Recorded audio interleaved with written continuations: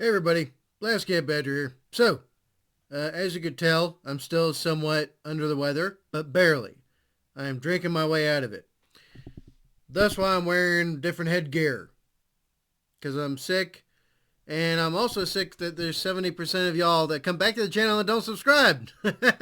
So, do me a favor real quick. Red and white button down there. Click that. It says subscribe on it. And then click the button behind it and click the button in front of it and do stuff with those as well.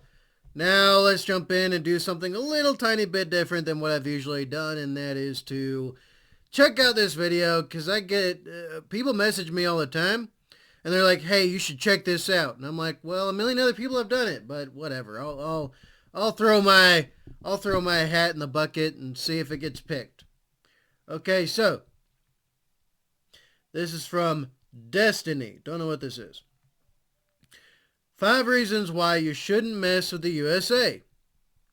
Well, I could give you just 2 that would make anyone perfectly happy not to mess with us, but let's jump in and see what happens.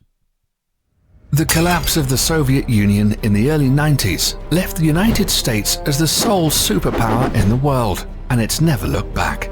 In all aspects of the world, the United States is indeed a superpower, especially when it comes to its military might, which is unsurpassable in its strength, technological superiority, operational capabilities, and power projection across the globe. I don't think it would be insurpassable as much as people believe. Yeah, we can win. We can beat almost anyone. The trouble is, it'll still cost us quite a bit. So pretty much anyone who's got enough will to try to take us down a peg, oh, they could. They certainly could.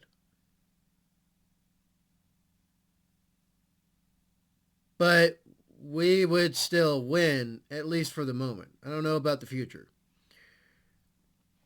But at least this point in time right now, I guarantee you this. Anyone that tries to beat us is going to come away a lot worse for wear than we will. A lot worse. We'd incur so much damage on them that I don't even know if they'd be able to recover. We have a terrifying amount of might and power projecting. So, yeah, at the moment at least. You know, once we get a few generations of these weak sauce people into the army that are getting into there because the standard is nothing now, that might change.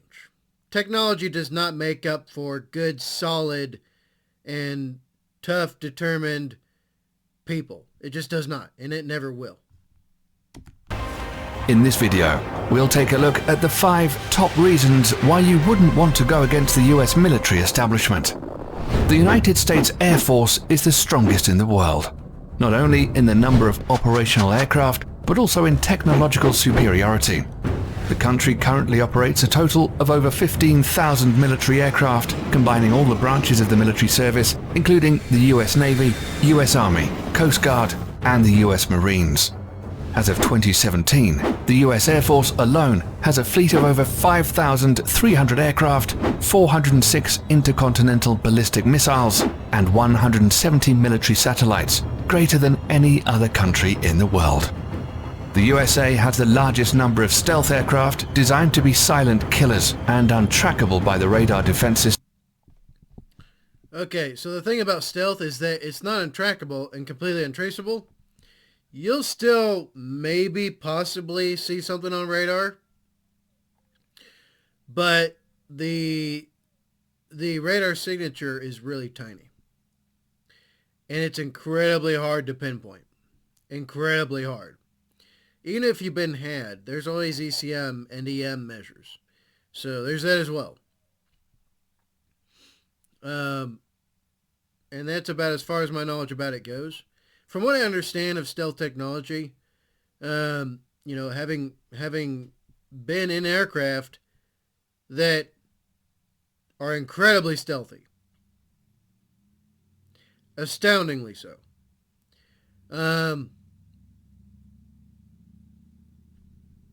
You know, what I can tell you for certain is this. We have rotary wing aircraft that can be damn near silent. Damn near silent.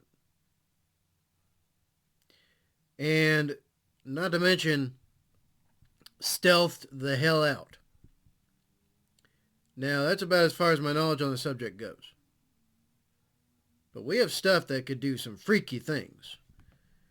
And that most of the rest of the world can't even fathom what we're able to do. Of most countries in the world. Some of these stealth aircraft include air superiority fighters, such as the F-22 Raptor and the F-35 Joint Strike Fighter, heavy bombers, such as the B-2 Spirit.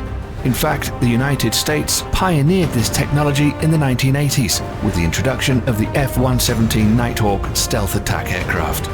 Stealth aircraft are designed to avoid detection using a variety of technologies that reduce radar reflection from ground, sea, or air-based radar antennas, thereby reducing its radar cross-section, or RCS.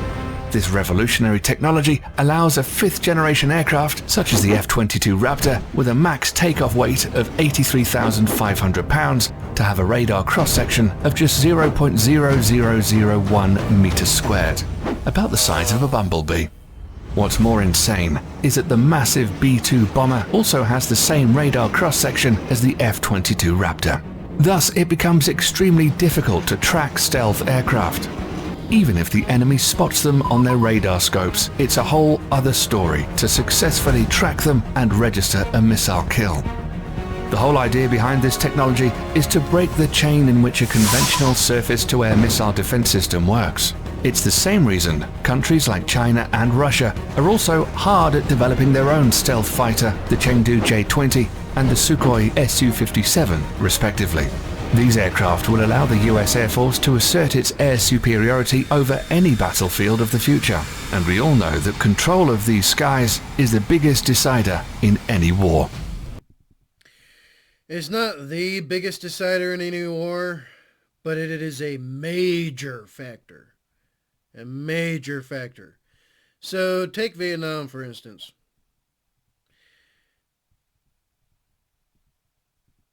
We tried to bomb the enemy into oblivion. We were unable to do so.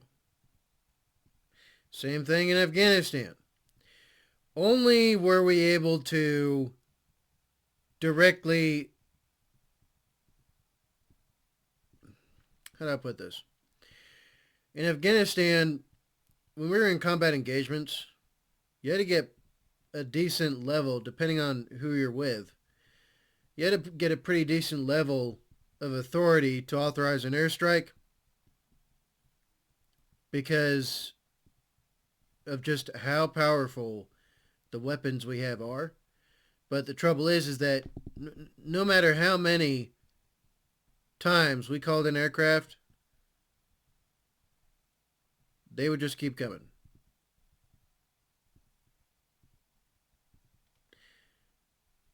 Now, does it still help us out on the ground? Yeah, they saved our hides. The Air Force and the you know what? Pretty much all the pilots, really. I didn't see any naval pilots out there, but they saved us on quite a few occasions. Yes, it is a major deciding factor in an engagement if you have air superiority, if you have air power. But it's not as ginormous as it's made out to be. You know, so if someone takes up unconventional warfare tactics, they're going to hit you and be gone half the time before your air assets can even arrive. Unless you already have them on station, which is something that we used to see it quite a bit after a while. We would see consistent combat air patrols. And we would have like aircraft in the AO within 5 to 10 minutes of anywhere in each AO. And sometimes multiple aircraft, air weapons teams.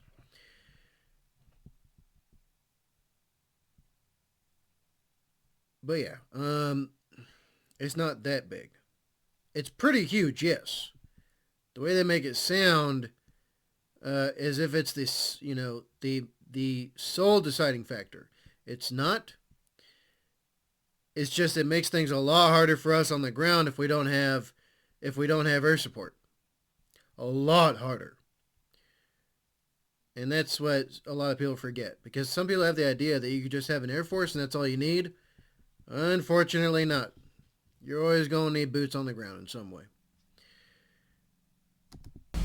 The next reason why any country going to war with the US military should think twice is because of the strength of the US Navy and its dominance over the world's ocean, especially the Navy's supercarriers. The US Navy currently operates 11 nuclear-powered Nimitz-class supercarriers, which is the largest aircraft carrier fleet in the world. The only navy that can come close in terms of technological advancement is probably the Royal Navy of the United Kingdom, but they only have 2 operational carriers. The Nimitz class of carriers has a displacement of over 100,000 tons and can carry a complement of up to 70 aircraft. They're literally a floating small town in the ocean with its own airport. The Nimitz-class carriers in themselves are extremely potent offensive weapons, but the way they operate in what is called the carrier strike groups makes these ships even more deadly. A carrier seldom deploys alone. There are always a fleet of surface and underwater assets surrounding them and forming a strike group. These include guided missile cruisers, a destroyer squadron, attack submarines, and other support vessels. Together, they project the power of the carrier and at the center of the group forward towards the enemy. While the carrier is carrying out its offensive role with the use of its air wing, the other ships are responsible to protect its flanks against any enemy attack. This combination of offensive and defensive strategy makes the US carrier strike group almost impenetrable. So up until very recently, I forget who it was. I'm pretty sure it was one of the CCP. I think it was actually Xi Jinping. I think that this was him not too long ago. He was asked what his biggest concern was when it came to dealing with Taiwan, I believe. And he straight up said, an American carrier strike group appearing off our shores. He said that was his biggest concern. At least he was honest. But yeah, a carrier strike group is nothing to sniff at. A carrier strike group is bub. You have Marines, you have naval aviation, and you have naval firepower. And you have submarines, more firepower. Bub. You're talking pretty much the entire inventory of the United States condensed into a single carrier strike group.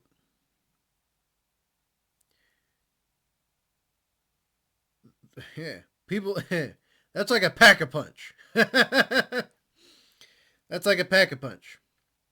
And if you combined an entire fleet, a fleet by itself is more than enough to take over countries. And people forget this. It's more than enough to take over countries on the average. Now against like China and Russia, no, wait. Let me reverse that. A carrier strike group is enough to take over a country.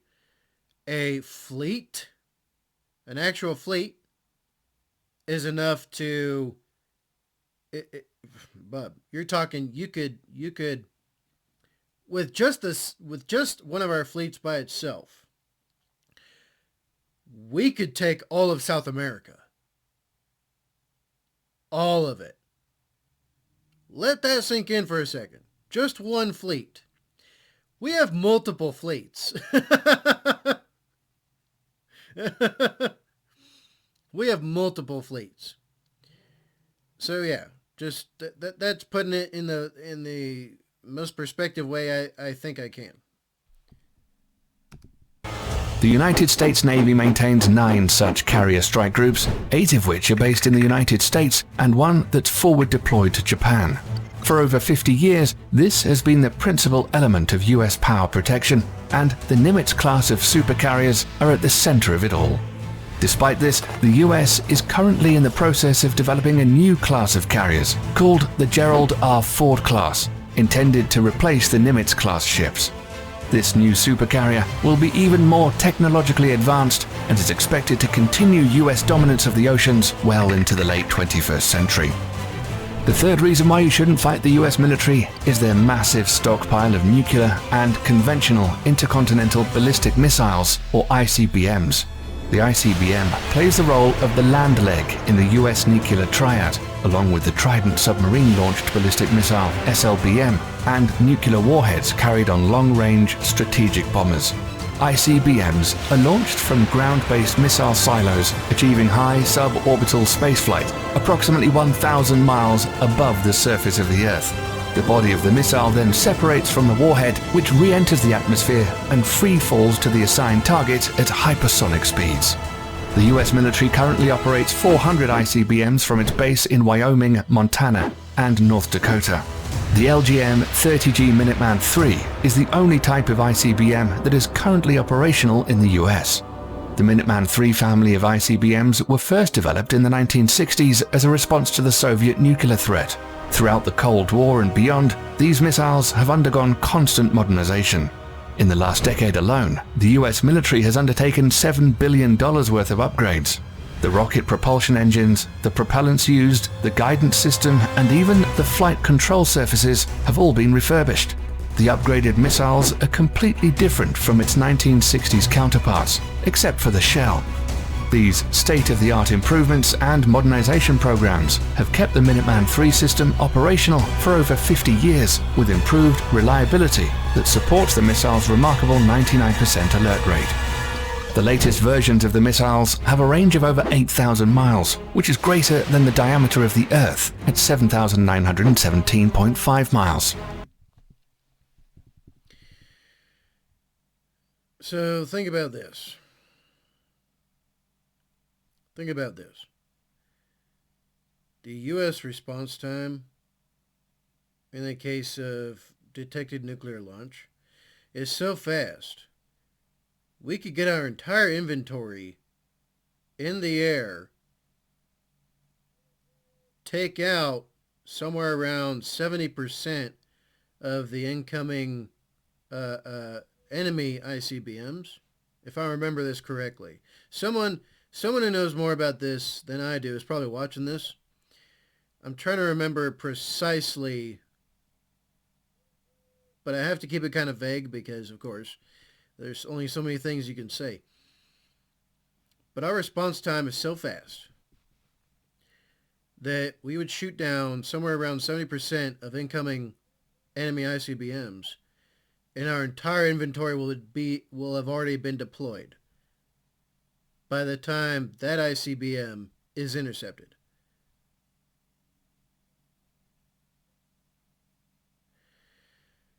I don't know about anyone else, but that's quite the terrifying idea, I would think. Heck, if I was in another country, I would fight my own government before I went to war with the U.S. with nuclear weapons. Not to mention, nobody wants that. Or at least I hope that's still true. I hope nobody wants that. They can carry multiple 330 kiloton nuclear warheads, which is 20 times greater than the bombs dropped on Hiroshima and Nagasaki. Not only that, each of these warheads can be assigned to different targets independently. The technology is called Multiple Independently Targetable Re-Entry Vehicle, or MIRV, and was first developed for the Minuteman III family of missiles. So any country messing with the United States will have to deal with this awesome arsenal of firepower, which can be launched at a moment's notice. If it weren't the ICBMs or the stealth fighters raining fire down on you, it would be precision-guided munitions, or better known as smart bombs or PGMs instead. This is another big reason why not messing with the US military is a good idea. All branches of the US military use smart bombs in some forms or the other. These weapon systems are designed to be precise and hit a specific target with maximum efficiency. These bombs are so effective that during the First Gulf War, PGMs comprised only 9% of weapons fired, but accounted for 75% of all successful hits. Since then, for the US military at least, the days of normal artillery shells and unguided bombs are long gone. Nowadays, the military uses PGMs from air, ground, and sea. Precision-guided munitions come in various forms and use different kinds of technologies to achieve precise hits. A large majority of PGMs use the Global Positioning System, or GPS, of satellites to guide their trajectory to target. However, sometimes this becomes a problem, as GPS coverage is not always reliably available everywhere across the globe, or bad weather conditions can hinder operations. Thus, the Office of Naval Research, the Naval Surface Warfare Center, and the Army Research Laboratory have all coordinated to develop the first ever artillery-fired smart munition that will not use GPS guidance. The project is known as Moving Target Artillery Round, or MTAR for short. The MTAR shell can be guided onto stationary as well as moving targets in both land and sea, using a combination of guidance technology. The best part is that these shells can be fired from the existing M777A2 155mm towed howitzer and the M109A7 Paladin Integrated Management self-propelled 155mm artillery systems already in use by the US military. The shells will also feature an extended range of 40 to 60 miles using rocket boosters to propel them. Once finished, it will afford the US military another potent weapon system that outclasses others around the world. Lastly, the fifth and final reason why you shouldn't fight the US military is drones. We're all familiar with what an unmanned aerial vehicle or drone is and what it's supposed to do. But in recent years, the usability of UAVs are steadily increasing to encompass all spheres of military operations, and the US military is the pioneering spirit behind it. Actually, you know what? I was going to say something, but I'm going to wait for this to finish. At first, used only for surveillance missions, drones were quickly weaponized after the 9/11 attacks and have been extensively used by the US military in the war against terror as an offensive weapon platform. It's forecasted that over the next decades, the US is in line to purchase over 1,000 combat drones of various classifications.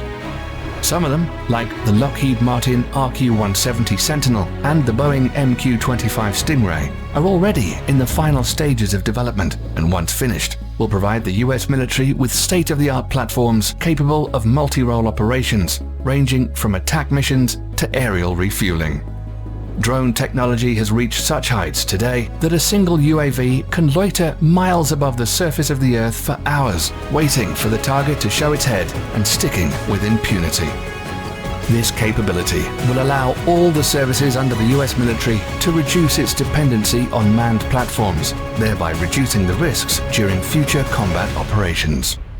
These 5 weapon systems make the US military extremely dangerous for any adversary looking to get into a conflict with them. In a conventional warfare setting, it's almost impossible to beat the US military machine. That's why modern enemies of the United States are employing more and more asymmetric warfare strategies against the mighty US military. Despite that, the US military juggernaut is hands down the most powerful military complex in the world today, and probably will be for decades to come. That's all we have for you today, folks. Thanks for sticking around till the end. If you like the video and want to stay up to date on cool military stuff like this, then click the... Alright, there we go, y'all. There we go. From Destiny. 5 reasons you shouldn't mess with the United States. One thing I will say about drones is that the unfortunate... Look, we only need to look to recent examples to see why we can't exclusively use drones. And in Afghanistan, a little bit after the start of the withdrawal, if you want to call that catastrophe a withdrawal, which that's what it was, a catastrophe. They used a drone to do a strike. And they ended up incurring a great amount of collateral damage. A great amount. So if you're of the mind that you want to mitigate collateral damage as much as possible, like I was trained to do, you have to have boots on the ground to determine whether or not you have the proper safety distance in using a drone, so that you incur the minimal amount of collateral damage possible. But for that, you need eyes on. You need someone to be able to directly see a target and then determine if that's a good target. And unfortunately, if you're only exclusively using the drone, everything looks the same to you from the perspective of the drone. That's why you always need boots on the ground.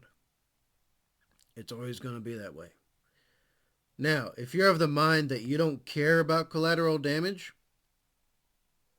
which for some people they don't, then yeah, if you just want to use drones all day, fine. But then try to justify that. Me, there's two minds to it, because on one hand, it's going to depend greatly on the mission. On the other hand, it's going to depend greatly on the morals and ethics that go into it. The thing is that it would be really nice if we just stuck with the reality that we are. Look, in any type of war, in any type of conflict, there is always civilian casualties. There always will be. That will never change. There is zero way to completely mitigate it, even with boots on the ground. Even if we are as careful as we can be. Even if we try our damnedest. You're still going to have non-combatants involved, because they're always going to be caught in the middle. And you can't avoid that. You never will. But you can mitigate it as much as you can. And that's the weakness with drone technology. Yeah, it's real good. Yeah, you can do a lot of amazing things with it. But you can't rely solely on that. And when you do, you have to answer the moral and ethical questions. And just like with any weapon system, smart bombs, heck, even us on the ground, who have direct sight of a target, no matter what you do, something's going to go wrong. You just have to try to mitigate it as much as you can. And accept the fact that no matter how much you mitigate it, you'll never completely get rid of it. But there we go. There we go. I've said my piece. All right, so what do y'all think? Y'all let me know in the comments, all right? And then if you subscribe to the channel, thank you very much. I appreciate it. And if you have joined the channel, thank you again. I appreciate that as well. And tell me what your thoughts are. Let me know in the comments. All right. Y'all know what time it is. You like me. You like the Destiny channel. You wholeheartedly believe in the 5 reasons why you shouldn't mess with the USA, then please do all the things, like, share, comment, subscribe, all those things, okay? And then be good. Seriously, be good. Be safe. Don't compromise your own safety and security. If you live somewhere where they force that upon you, then leave that place and move to somewhere where you have more freedom.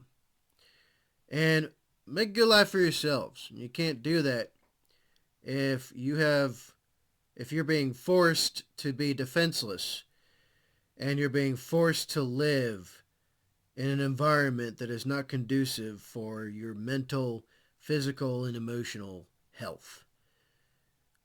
So do your best to make as good of a life for yourself as you can, and that includes finding some place where you can maximize that incredibly high. So yeah, that's it, and I will see y'all in the next one.